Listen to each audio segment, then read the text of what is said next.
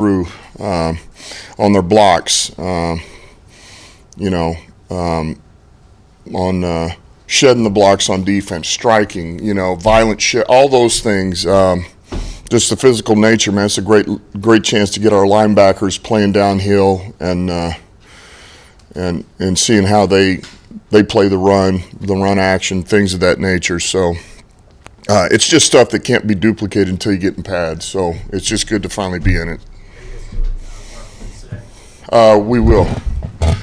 Both groups. We'll have one-on-one receivers and DBs when we're in 9-on-7, and then flip it in 7-on-7. O-line, D-line. I'll be doing one-on-ones. What do you look for in your evaluations and these drills?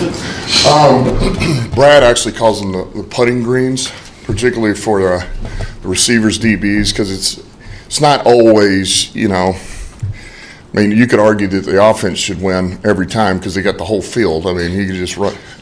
We try to limit that, but really, it's just a chance to, hey, man, focus on it's man-to-man. Your first step, your hand placement, your running to the hip. If I'm a receiver at the top of the break, body lean, all those things. It gives you a chance to really, really focus on that stuff, And I do think it's a harder drill, obviously, for a defender than it is offensive player, but it's good to do. And then we'll do, like tomorrow, we'll do in our one-on-one, we'll do like 2-on-2 stacks.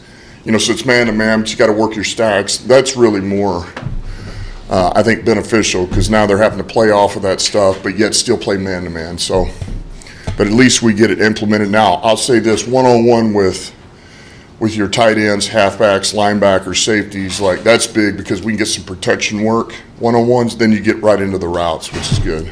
For you and the coaching staff, is this more exciting to see maybe some of the young guys, the rookies that you haven't seen in pads? Like, is this day and future pad days more important with those guys for you? Yeah, I would say yes, absolutely, because that's we've had them since spring and we've seen these guys grow a little bit, and it's almost like okay, they're growing, but they're growing about as far as they can grow anymore until we get in a pad. So just to see where some of these guys have gone, like look, I can't wait to see Houston today. James Houston in pads, Rodriguez in pads. It'll be good to see them. I'm not worried about Hutch. I think Hutch will be just fine. I really do. So. I was going to ask what him. I mean, he's passed every test so far with flying colors. Like, really looks like he belongs. Just what do you? How much can this, right, doing those one-on-ones against Decker or Panay, whoever he's matched up with, how can that help him sort of get him ready for what he's going to be in the regular season? Yeah. I think that stuff is big. Because to me, that's a chance to really.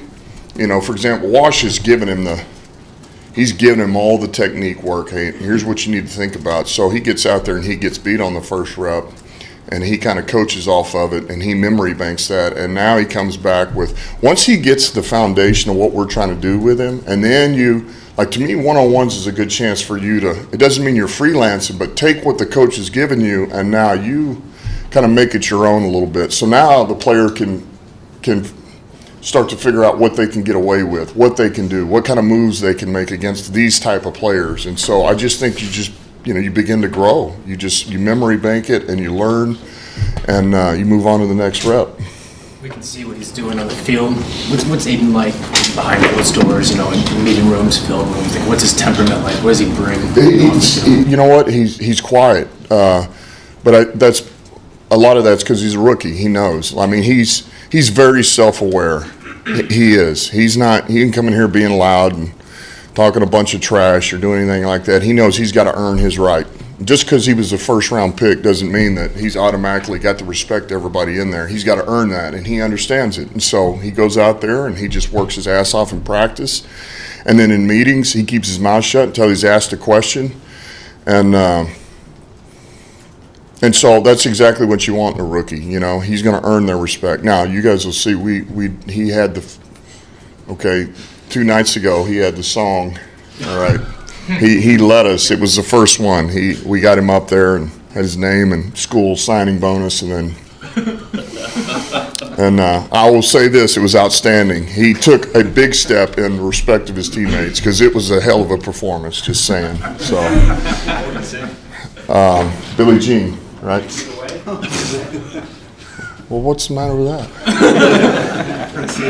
These guys before. Yeah, we'll see. It was good. It's really good. I wanted to ask you about the rotation at cornerback with Harris and Apuda. Is that something is that a competition you see kind of playing out throughout camp and in the preseason for a starting job, and maybe even something that evolves into maybe a timeshare as the season rolls around? Yes, we do. Yes, we do. We think Will Harris is very much in play out there, and he's getting a chance. He's going to get a chance to compete for that.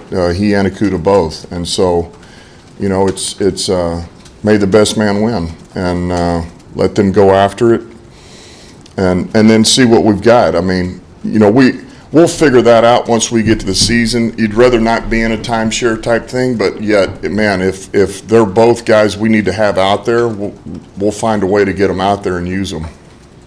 One little injury thing. Decker didn't finish practice Friday and sat out Saturday. How's his foot? Yeah, he's good. He's going today, so we're just trying to be smart with Deck. Anything else?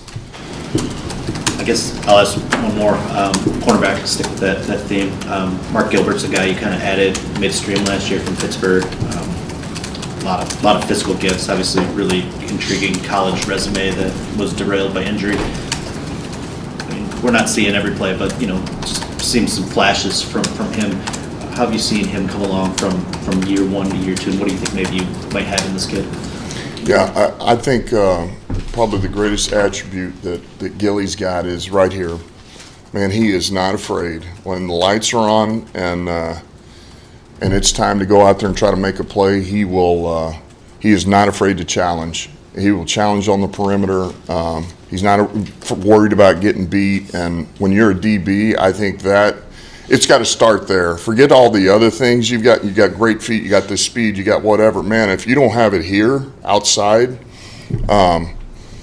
you're going to struggle. And he's got that, man. He's very competitive. He's very confident. And AP's done a hell of a job with him just fundamentally. So we like where he's at.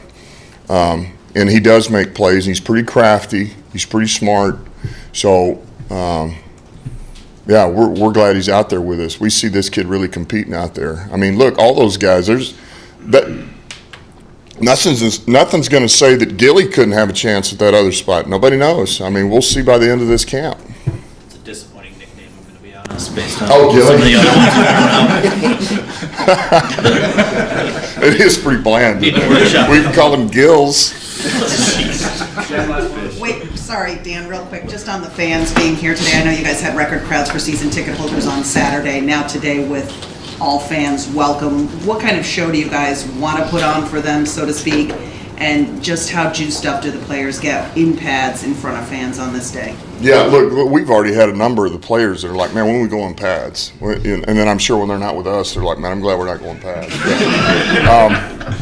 So they're excited, they're ready to go. And look, man, the level has been every day, we've had a little bit more of a crowd out there. And so that just gives them a little more energy. And so today to have the fans out there, they're going to be, your pads and the fans are out there. They're going to be going, man. And it does. It gives you quite a bit of energy, and makes you want to put on a show for those guys. And so, man, we're looking forward to it. I said this all along. I do believe this team is it's all about us first, the coaches, the players, as it pertains to us taking care of our business. But man, we want to give this city something and give these fans something to be proud of. We do. We said that from day one, and they deserve it. And so it's on us now. So if we can give them a little excitement, a little joy, then that's what we're going to try to do. Okay. Thanks, Dan. Yep.